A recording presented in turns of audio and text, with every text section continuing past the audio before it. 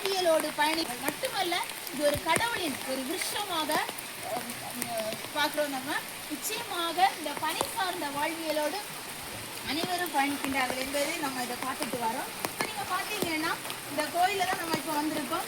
கோயில் வளாகத்தில் அந்த கோயில் வளாகத்தில் இருந்தால் நீங்கள் பதிவை நீங்கள் உங்களுக்கு நேரடியாக தந்துட்டு இருக்கிறேன். நீங்கள் உங்களுடைய ஆதரவை தாங்க.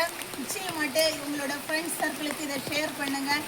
நம்முடைய அடுத்த பதிவுகளை தரும்படி நிச்சயமாக அனைவரும் கைகோர்க்கும்படி கேட்டுக்கொள்கிறேன். நன்றி.